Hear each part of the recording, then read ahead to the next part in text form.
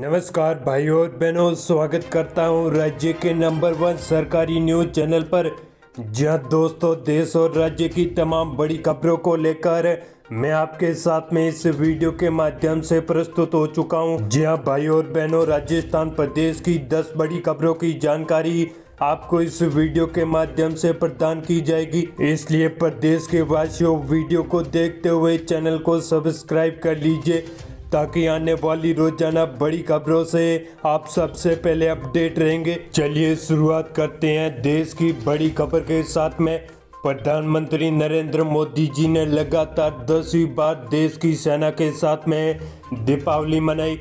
दरअसल दोस्तों, प्रधानमंत्री नरेंद्र मोदी हिमाचल प्रदेश के स्थान जो कि बॉर्डर से अत्यधिक नजदीक माना जाता है, वो हिमाचल प्रदेश के लपेसा स्थान पर जाकर देश के जवानों के साथ में लगातार 10वीं बार दीपावली का पर्व मनाया। और इसी बीच प्रधानमंत्री नरेंद्र मोदी जी ने कहा कि यहाँ पर भारतीय सेना तैनात है और ये कोई मंदिर से कम नहीं है। चलिए आगे बढ़ते हैं। देश और राज्य के किसानों के लिए बहुत ही अच्छी खबर सामने आई है। दरअसल दोस्तों, पीएम किसान सम्मान निधि की 15वीं किस्त अब 15 नवंबर को जारी की जाएगी। आने वाली 15 तारीख को देश और प्रदेश के लगभग करोड़ों किसानों के खातों में 2-2 हज़ार रुपये की किस्त डाली जाएगी। जी हाँ दोस्तों, देश और राज्य के किसानों को लुभाने के लिए चुनाव की दृष्टि से अब की बार 15वीं किस्त का पैसा जल्दी जारी किया जा रहा है और इसी के तहत किसानों का 3 महीने का इंतजार अब पूरा होने वाला है। आने वाली 15 तारीख को किसानों के खातों में 2,000 रुपए की किस्त के रूप में बड़ी सौगात मिलेगी। और इसी के साथ में एक और बड़ी खबर की बात करते हैं तो आने वाली 15 तारीख को प्रधानमंत्री नरेंद्र मोदी राजस्थान प्रदेश के बाड़मेर जिले की बायतू विधानसभा में बड़ी जनसभा को संबोधित करेंगे। जी हाँ दोस्तों, अब की बार राजस्थान विधानसभा चुनाव 2023 के अंदर बायतू विधानसभा क्षेत्र में मुकाबला त्रिवर्णीय है, जिसमें दोस्तों आरएलपी और बीजेपी और इसी के साथ में कांग्रेस की कड़ी टक्कर बताई जा रही है। सिर्फ बायतू विधानसभा क्षेत्र के अंदर बीजेपी प्रत्याशी बलराम मूंड को समर्थन करने के लिए पीएम मोदी आने वाली 15 तारीख को बायतू में बड़ी जनसभा करेंगे। चलिए इसी बीच एक और बड़ी खबर की बात करते हैं तो दीपावली के अवसर पर अयोध्या नगरी के वर्ल्ड रिकॉर्ड बनाया है। दरअसल दोस्तों, अयोध्या नगरी के अंदर मुख्यमंत्री योगी आदित्यनाथ व विश्व के 52 देशों के राजपूत शामिल थे। और इसी के अंदर बड़ी अपडेट की बात करते हैं तो दोस्तों, दीपावली की रात को अयोध्या नगरी के अंदर 22,23,000 दीपक जलाकर वर्ल्ड रिकॉर्ड बनाया गया। और इस अवसर पर उत्तर प्रदेश के मुख्यमंत्री योगी आदित्यनाथ व देश के हिंदुत्व के बड़े बड़े नेता भी शामिल थे। आगे बढ़ते हैं, एक और बड़ी खबर की बात करते हैं तो बाड़मेर के 100 टन क्षेत्र से बीजेपी प्रत्याशी यादूराम मेघवाल का विवादित बयान सामने आया है। दरअसल दोस्तों, इस बयान की बात करते हैं तो आज यादूराम मेघवाल एक गांव के अंदर जनसभा को संबोधित करते हुए कहते हैं कि बूथ पर 3,000 वोट है, लेकिन आप 3,000 से लेकर 3,500 तक करवा देना। और इसी बयान में कहा गया है कि जांच की बात है तो जांच अपने आप हो जाएगी। ऐसे में राजनीतिक की गलियारों के अंदर चर्चा हो चुकी है कि बीजेपी प्रत्याशी यादूराम मेघवाल जीत के लिए फर्जी गुड टाइम जलवा सकते हैं। ऐसे में दोस्तों, 100 टन विधानसभा क्षेत्र से यादूराम मेघवाल बीजेपी प्रत्याशी को हाल ही में उनके सामने आ चुके हैं। चलिए आगे बढ़ते हैं। राजस्थान प्रदेश की अगली बड़ी अपडेट की ओर नजरें घुमाते हैं। जी हाँ दोस्तों, त्योहारों के सीजन के अंदर रेल प्रशासन एक बार फिर से पूरी तैयारी में जुट गया है। दरअसल दोस्तों, दीपावली की वेटिंग व छठ पूजा के तौर पर इस सीजन के अंदर आए दिन रेल के अंदर डिब्बों में बढ़ोतरी की जाती है। लेकिन अब की बार बड़ी अपडेट की बात करते हैं तो उदयपुर से लेकर पटना के बीच में 28 तारीख के बीच में गाड़ी संख्या 0 से उदयपुर पटना स्पेशल एक्सप्रेस से चला दी जाएगी।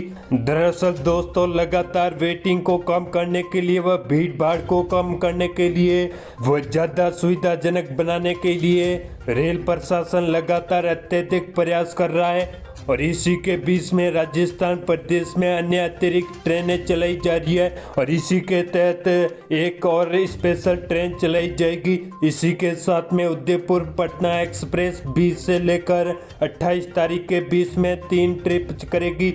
इसी के साथ वे प्रदेश के मौसम को लेकर भी बड़ी अपडेट सामने आई है।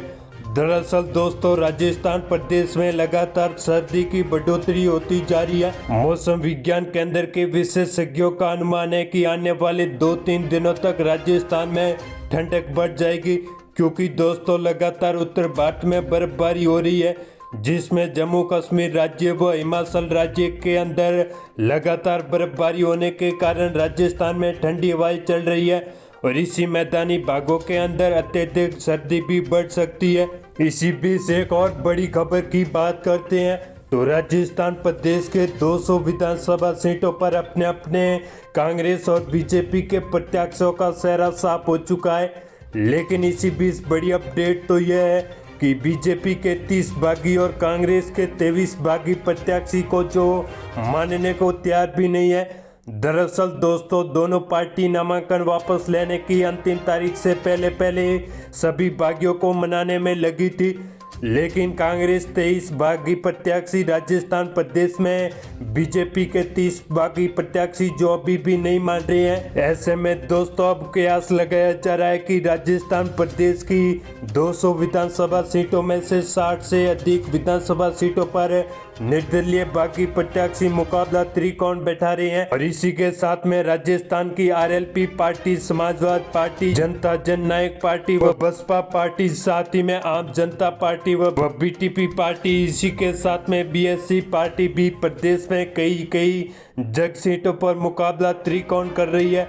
और इसी के साथ में भाई और बहनों, आपके हिसाब से राजस्थान प्रदेश में किसकी सरकार बनेगी? कमेंट बॉक्स में अपनी राय जरूर बता दीजिए। वहीं आगे बढ़ते हैं, एक और बड़ी अपडेट की बात करते हैं तो राजस्थान में सोमवार को सुबह कोटा, गंगानगर, हनुमानगढ़, भरतपुर में प्रदूषण का लेवल आज सुबह 8 बजे से 250 के पार रहा है। वहीं जोधपुर, जयपुर और अजमेर, बीकानेर, उदयपुर जैसे बड़े शहरों में 200 से लेकर 250 के बीच दर्ज हुआ। सबसे ज्यादा पोल्यूशन धौलपुर में रहा है। चलिए दोस्तों आगे बढ़ते हैं, खेल जगत से जुड़ी बड़ी अपडेट सामने आई है।